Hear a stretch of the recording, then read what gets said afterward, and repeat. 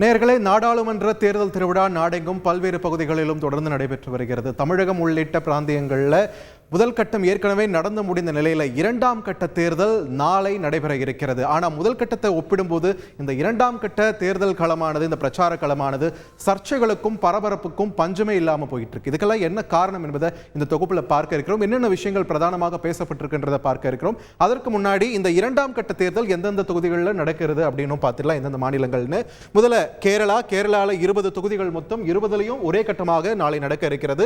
கர்நாடகாவில் மொத்தம் 28 தொகுதிகளில் 14 தொகுதிகளுக்கு நடக்க இருக்கிறது. ராஜஸ்தானில் 25 தொகுதிகளில் 13 தொகுதிகளுக்கு நாளை தேர்தல் நடக்க இருக்கிறது. உத்தரப்பிரதேசம் 80 தொகுதிகளில் 8 தொகுதிகளும், மகாராஷ்டிராவில் 48 தொகுதிகளில் 8 தொகுதிகளிலும், மத்திய பிரதேசத்தில் 29 தொகுதிகளில் 6 தொகுதிகளிலும், பீகாரில் 40 தொகுதிகளில் 5 தொகுதிகளிலும் நடைபெற இருக்கிறது. அதே வேளையில் அஸ்ஸாம் மாநிலத்தில் 14 தொகுதிகளில் 5 தொகுதிகளிலையும், சத்தீஸ்கர் மாநிலத்தில் 11 தொகுதிகளில் 3 தொகுதிகளிலையும், மேற்கு வங்கத்தில் 42 தொகுதிகளில் 3 தொகுதிகளிலையும், ஜம்மு காஷ்மீர் 5 தொகுதிகளில் 1 தொகுதியிலும், திரிபுராவில் 1 தொகுதியும், மணிப்பூர் மாநிலத்தில் 2 தொகுதிகளில் 1 தொகுதியிலும் நாளை இரண்டாம் கட்ட தேர்தலானது நடைபெற இருக்கிறது. இந்த இரண்டாம் கட்ட தேர்தலை பொறுத்த வரைக்கும் இந்த நடக்கக்கூடிய தொகுதிகள் பார்த்தோம்னா மொத்தம் 88 தொகுதிகளில் இந்த தேர்தல் நடைபெற இருக்கிறது.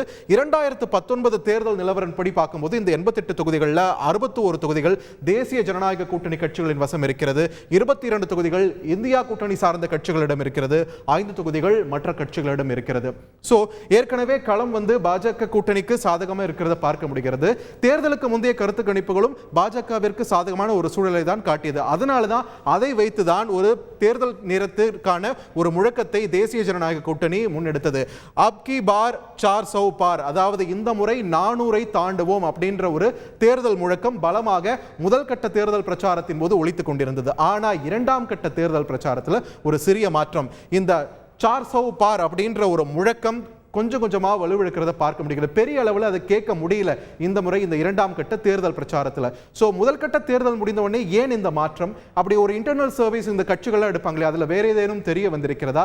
எதனால் தன்னுடைய வியூகத்தை பாஜக தேசிய ஜனநாயக கூட்டணி மாற்றி இருக்கிறது என்றெல்லாம் பல்வேறு கேள்விகள் எழுந்திருக்கின்றன. அந்த வகையில் பார்க்கும்போது தேர்தல் பிரச்சார களம் இதனால் சர்ச்சை களமாக மாறி இருக்கிறது என்று சொல்லலாம்.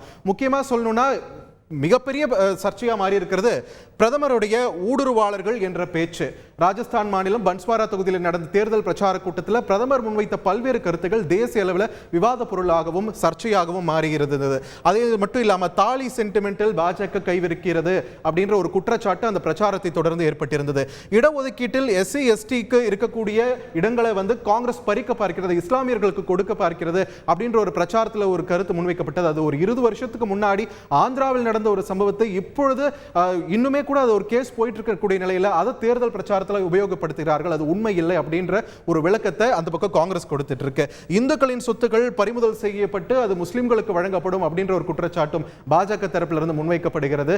ஆனா இதற்குமே அப்படி ஒரு வாக்கியமே எங்களுடைய தேர்தல் வாக்குறுதி பட்டியலில் கிடையாது அப்படின்ற ஒரு விளக்கத்தை காங்கிரஸ் கொடுத்துக்கிட்டே.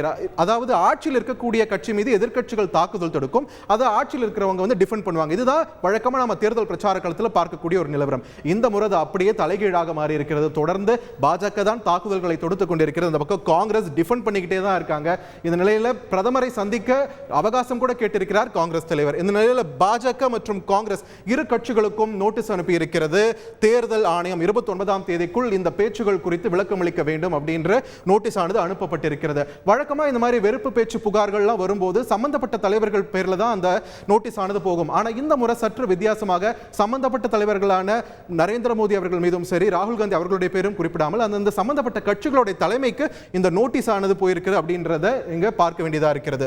சோ வெறுப்பு பேச்சு பிரச்சாரத்தை கையில் ஆயுதமாக எடுத்திருக்கிறது பாஜக என்று காங்கிரஸ் தொடர்ந்து குற்றம் சாட்டி வரும் நிலையில் இந்த வெறுப்பு பேச்சு பிரச்சாரம் அப்படின்றது அடுத்தடுத்த கட்ட தேர்தல்களையும் தொடருமா அப்படின்ற ஒரு கேள்வி எழுப்புகிறார்கள் சமூக ஆர்வலர்கள். அதே நேரத்தில் தேர்தல் ஆணையத்தின் பிடி இருக்குமா என்ற ஒரு கேள்வியும் தற்பொழுது பிரதானமாகிறது. என்ன நடக்க இருக்கிறது அடுத்தடுத்த கட்ட தேர்தல்கள் அப்படின்னு பார்க்கலாம். நாளை இரண்டாம் கட்ட தேர்தல் நிலவரம் குறித்த முழுமையான தகவல்களை இப்பொழுது பார்த்தோம். செய்திகளை உடனுக்குடன் தெரிந்து கொள்ள உடனே சப்ஸ்கிரைப் பண்ணுங்க.